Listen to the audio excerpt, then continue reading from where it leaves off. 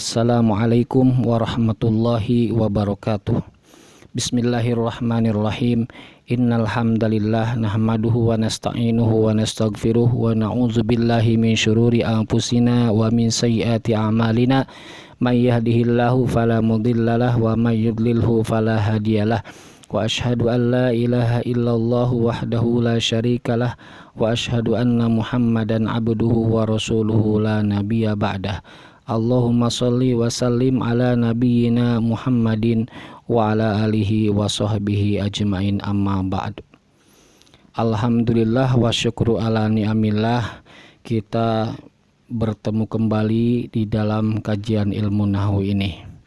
Semoga para ulama, guru-guru kita yang telah mendahului kita, mereka semua mendapatkan rahmat dari Allah Subhanahu wa taala yang seluas-luasnya, terutama wabil khusus gitu pengarang kitab Al-Jurmiyah dan syarah-syarahnya. Semoga mereka semua mendapatkan rahmat dan ampunan dari Allah Subhanahu wa taala seluas-luasnya, ditempatkan di surga Firdaus yang paling tinggi.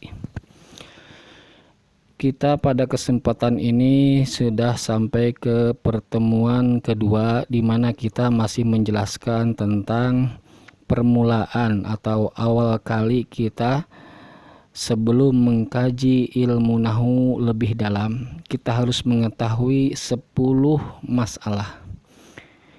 Kita telah bahas 3 masalah, yaitu definisi, sasaran, dan faidah ilmu nahwu. Sekarang menginjak ke masalah yang keempat.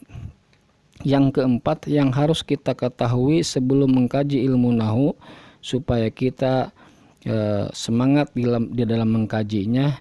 Yang keempat, kita harus mengetahui tentang keutamaan ilmu nahwu.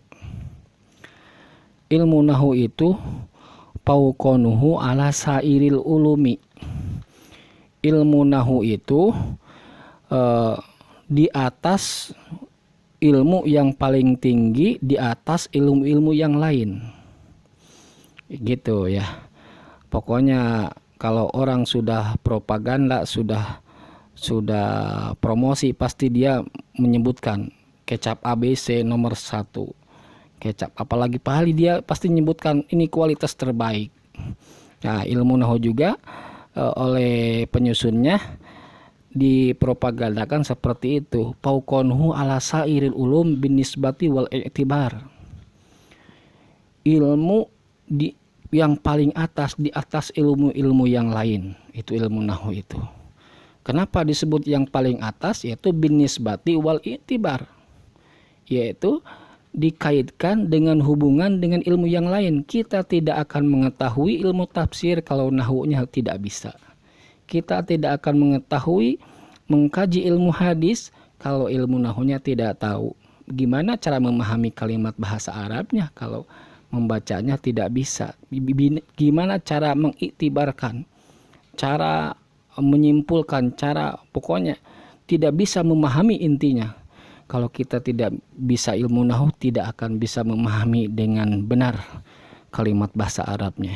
Memang mungkin dia di dalam masalah pembicaraan dia fasih, tapi tidak tahu qawaid, maka kita akan sebatas itu mengetahui bahasa Arab, sebatas pembicaraan.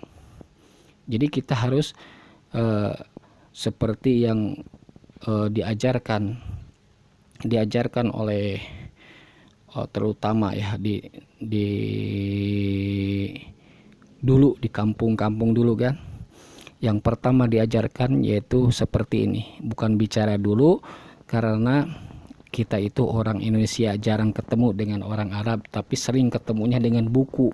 Maka yang pertama diajarkan itu di dalam masalah bahasa Arab itu adalah tata bahasanya yang diajarkan.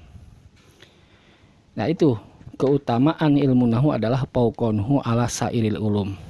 Lebih tinggi di atas segala ilmu, dengan dikaitkan dengan hubungan dengan ilmu yang lain. Sangat erat hubungannya dengan ilmu yang lain. Itu yang nomor keempat ya. Yang nomor kelima, kita harus mengetahui ya ini nih, hubungannya, hubungan atau nisbatnya, hubungan dengan ilmu yang lain, atau kalau di dalam keluarga mah gitu ya, di dalam keluarga itu ada adik atau kakak, itu maksudnya hubungan di situ, bukan kaitan gitu ya. Ada adik, ada kakak seperti itu. Apakah nahu ada kaitannya dengan yang lain di dalam masalah-masalahnya?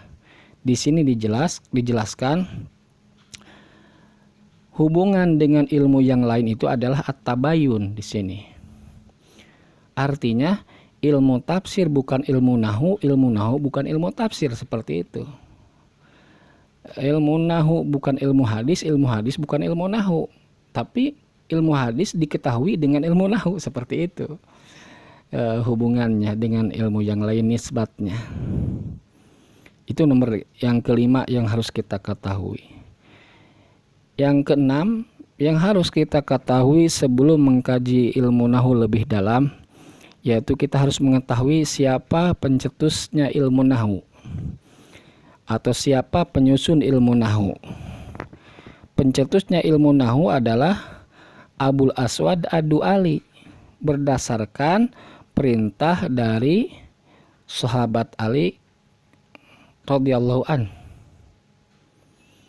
Itu Abul Aswad Ad-Du'ali, berdasarkan perintah sahabat Ali radhiyallahu an. Itu penyusunnya. Dari mulai situ disusun ilmu nahu. Kemudian yang nomor ke-7 ya.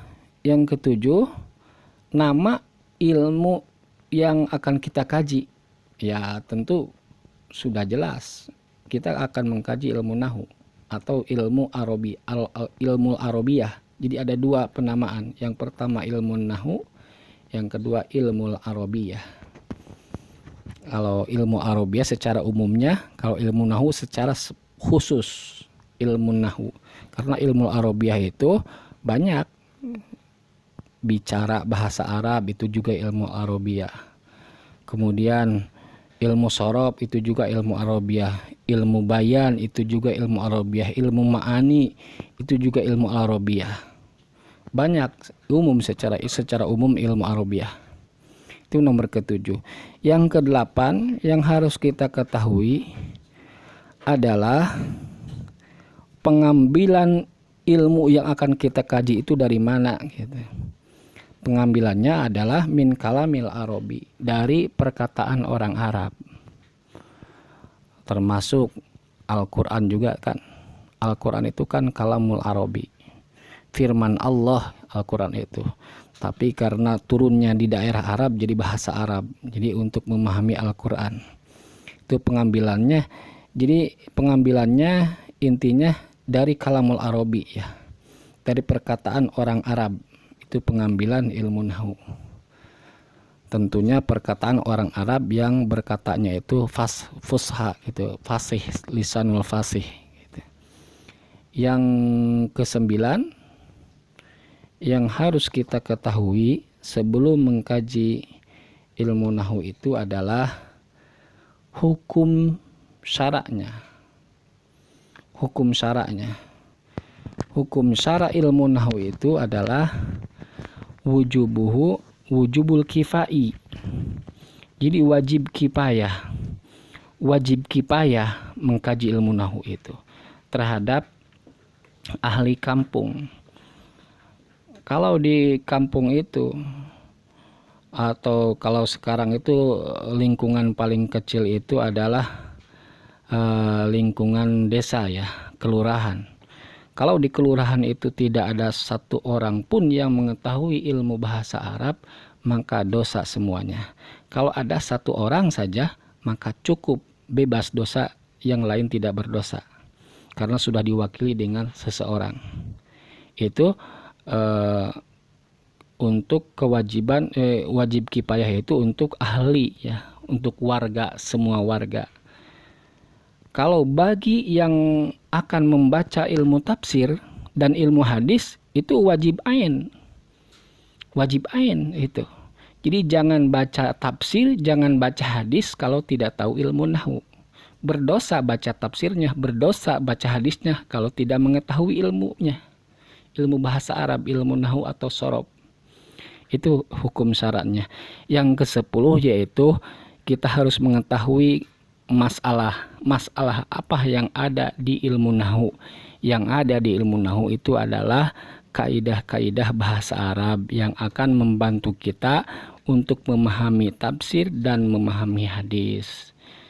Di pertemuan yang kedua ini dicukupkan sekian, semoga bermanfaat. Kita tutup dengan doa kafaratul majlis. Subhanakallahumma wa bihamdika asyhadu an la ilaha illa anta astaghfiruka wa atubu ilaik. Wassalamualaikum warahmatullahi wabarakatuh.